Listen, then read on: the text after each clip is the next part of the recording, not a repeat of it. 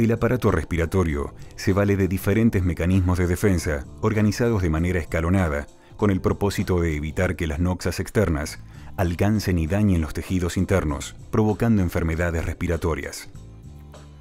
Las vías aéreas superiores constituyen la primera línea de defensa, atrapando partículas mayores a 10 micrones por impacto inercial. Macropartículas y cuerpos extraños son eliminados por reflejos expulsores, tales como la tos y el estornudo, o reflejos espasmódicos que intentan evitar su ingreso al pulmón, como el laringoespasmo y el broncoespasmo.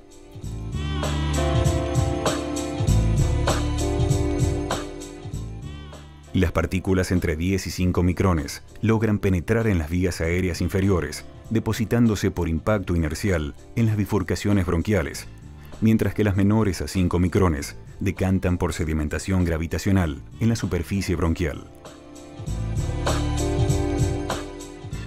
Solo muy pequeña cantidad de partículas menores a 2 micrones pueden llegar por difusión hasta los alvéolos.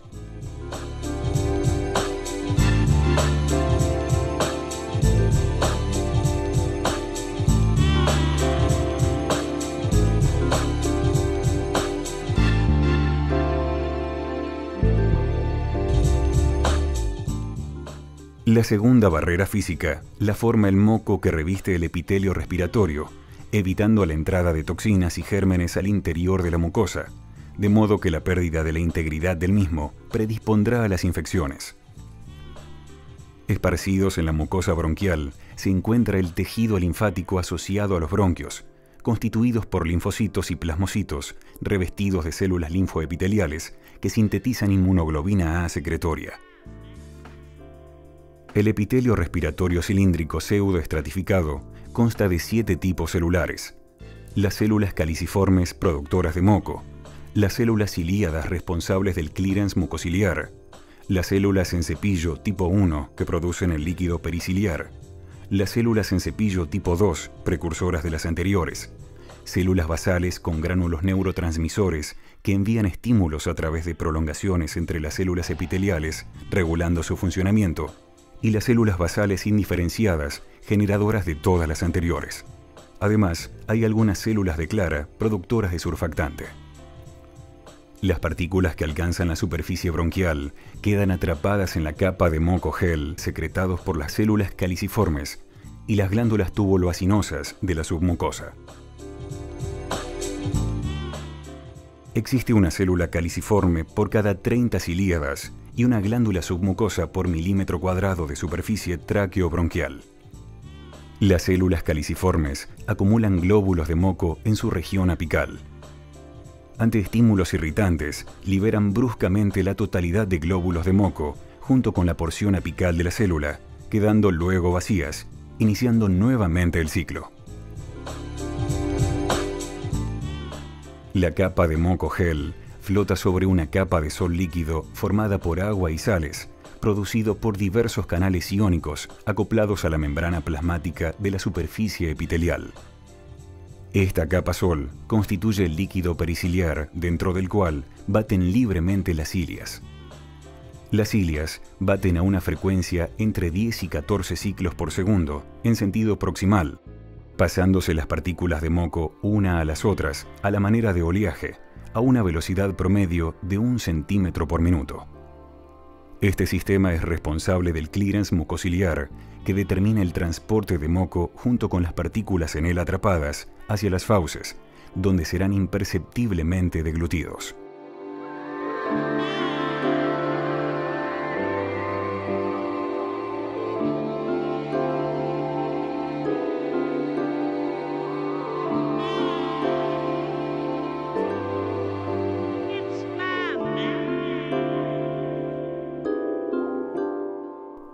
Los agentes extraños que logran llegar a la capa sol son bloqueados por la IgA secretoria, producida por el tejido linfático asociado a los bronquios.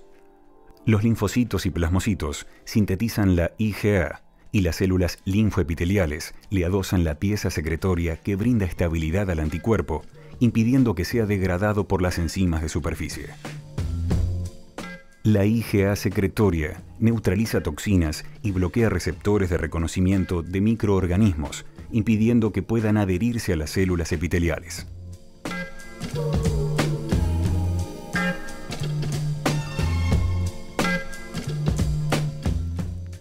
Los péptidos antimicrobianos de fencinas de la capa Sol provocan la lisis bacteriana por destrucción de su membrana celular.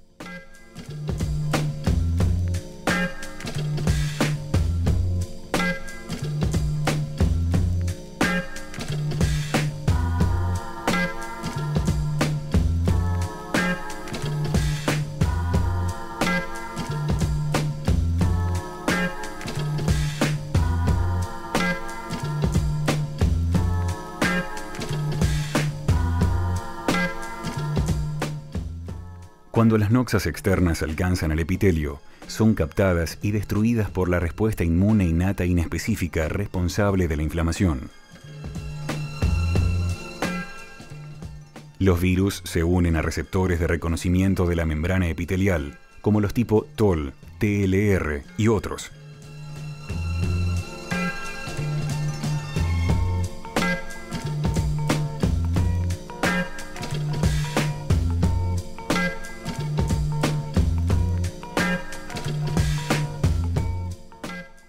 Desencadenando una serie de reacciones que activan la síntesis de citoquinas proinflamatorias, como interleuquina, factor de necrosis tumoral alfa, interleuquina 8, óxido nítrico sintetasa inducible, rantes e interferón tipo 1, que atraen neutrófilos, monocitos y linfocitos.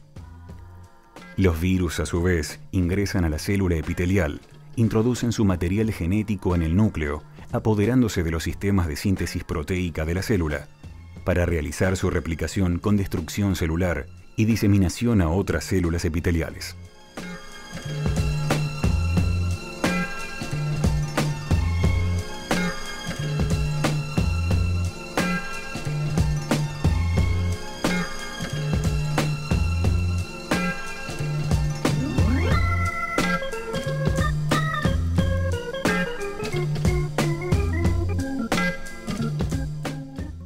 Las bacterias también poseen receptores en su membrana capaces de unirse a receptores tipo TOL de las células epiteliales, provocando la liberación de citoquinas proinflamatorias por el mismo mecanismo que los virus, facilitando el ingreso de las bacterias al tejido conectivo.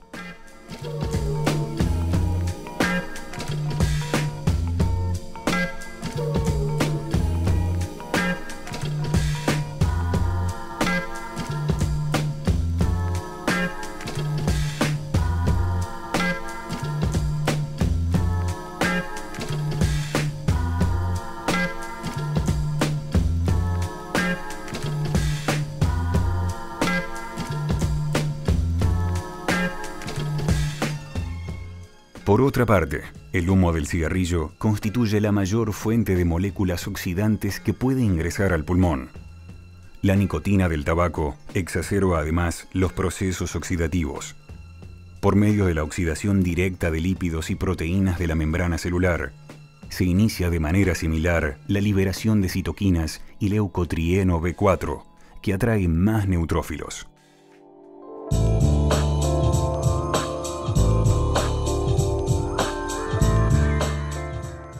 Las citoquinas, a través de la expresión de moléculas de su adhesión sobre el endotelio capilar, inducen el reclutamiento de neutrófilos, permitiendo la adherencia, el rodamiento y el paso de los neutrófilos a través de las uniones intercelulares del capilar.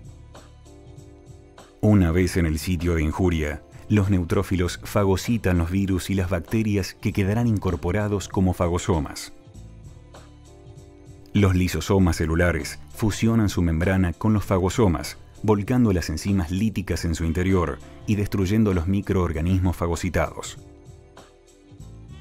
Los neutrófilos, además, liberan enzimas proteolíticas como la elastasa, colagenasa, matrix metaloproteasa y catepsina, y radicales oxidantes que oxidan lípidos, proteínas, glúcidos y ADN celulares, provocando destrucción del tejido subyacente y exacerbando la cascada inflamatoria.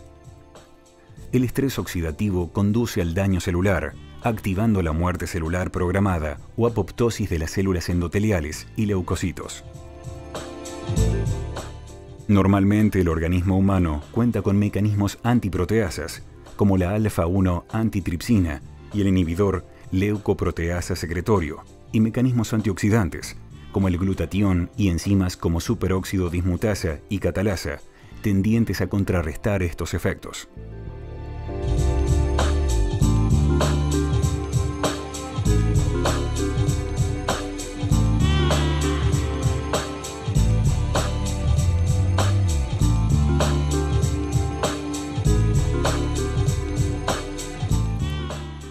Los monocitos en contacto con el tejido conectivo se transforman en macrófagos que fagocitan y destruyen gérmenes y partículas extrañas y liberan citoquinas similares a las de las células epiteliales.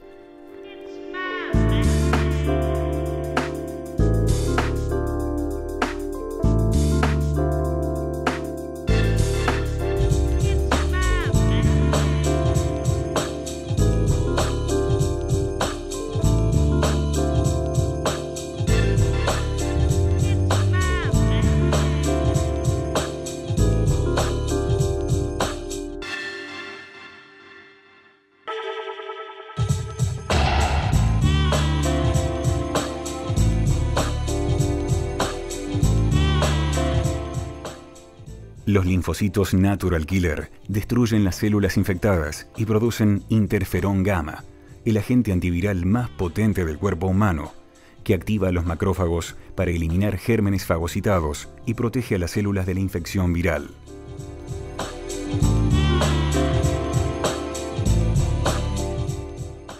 Los neutrófilos y macrófagos activados producen leucotrieno B4 y prostaglandinas. Estas estimulan mayor reclutamiento de neutrófilos y linfocitos natural killer, que junto a la activación de la vía alternativa de complemento plasmático, provocan vasodilatación y aumento de la permeabilidad capilar, que favorecen un mayor flujo sanguíneo regional, permitiendo una mayor llegada y penetración de células, mediadores y macromoléculas intervinientes en la defensa local. Además, estimulan la producción de moco por las glándulas submucosas y caliciformes, para proteger la mucosa y aumentar la retención de partículas.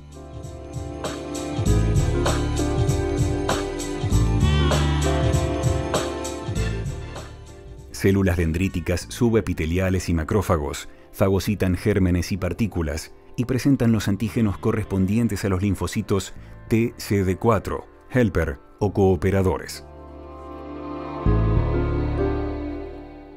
Según la interleuquina secretada, los CD4 se diferenciarán en 3 subtipos. Los linfocitos Th1, que producen grandes cantidades de interferón gamma.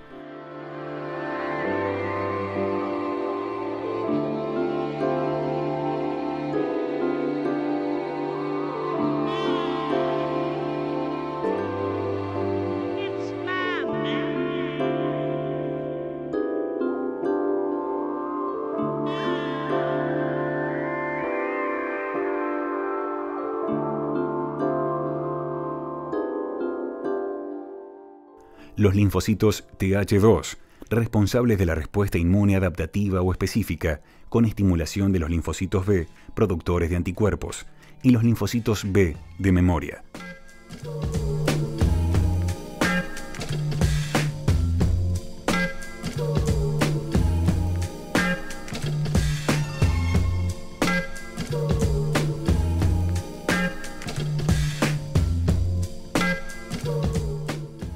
Los Th17, que liberan interleuquina 17, que refuerza la atracción de neutrófilos.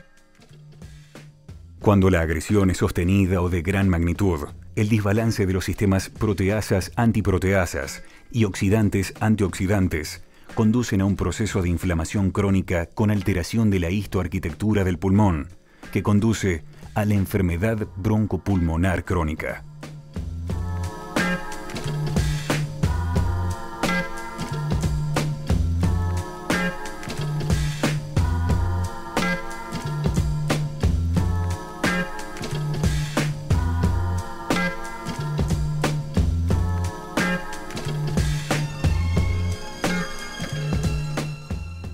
A nivel alveolar, se producen similares mecanismos inflamatorios que los mencionados en las vías aéreas ante microorganismos y el humo del cigarrillo.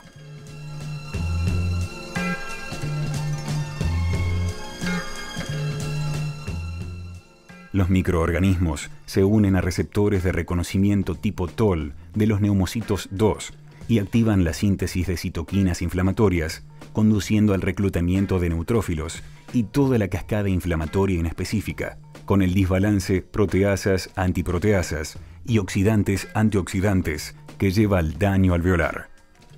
Los macrófagos alveolares, por su parte, actúan como células fagocíticas y presentadores de antígeno a los linfocitos T. La inflamación crónica a este nivel constituye la base de la enfermedad intersticial crónica, responsable del enfisema pulmonar del tabaquismo, la fibrosis pulmonar idiopática y de la enfermedad pulmonar intersticial difusa en general.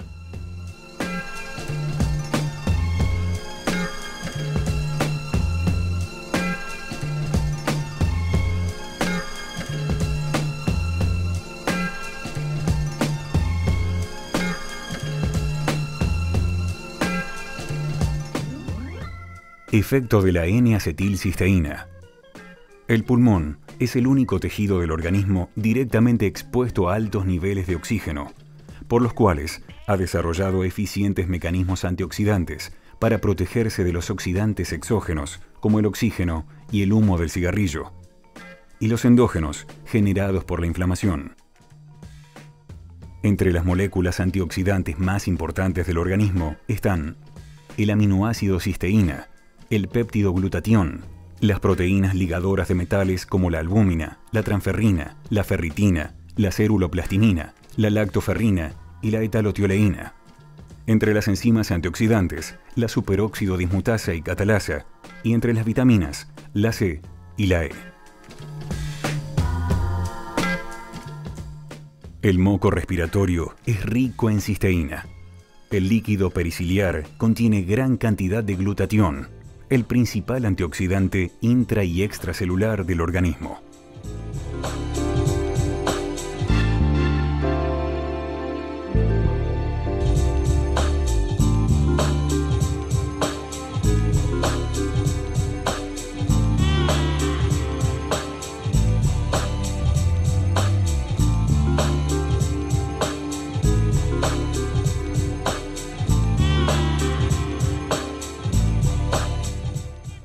La N-acetilcisteína es un metabolito del aminoácido cisteína de fácil absorción y penetración de las membranas celulares con baja toxicidad.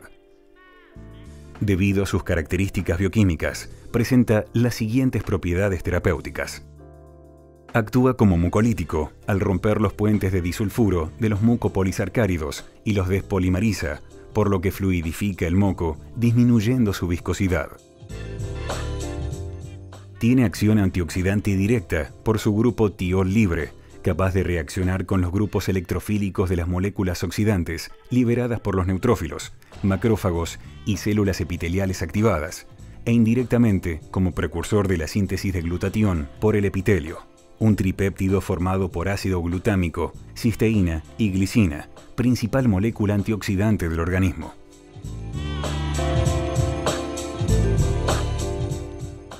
Antiinflamatorio indirecto al bloquear la respuesta mediada por la activación del factor nuclear kappa-B y la proteína activadora 1 por el estrés oxidativo, con disminución en la producción de citoquinas en general. Debido a estos efectos, la eficacia de la N-acetilcisteína ha sido probada en el tratamiento de la bronquitis aguda, la enfermedad pulmonar obstructiva crónica por tabaquismo, bronquiectasias, fibrosis quística y aún en la fibrosis pulmonar idiopática. En pacientes con EPOC, la administración de 600 miligramos de N-acetilcisteína 2 veces al día reduce el riesgo de exacerbaciones un 29%, mejora la resistencia al ejercicio, disminuye el atrapamiento aéreo post-ejercicio, disminuye los síntomas y mejora la calidad de vida.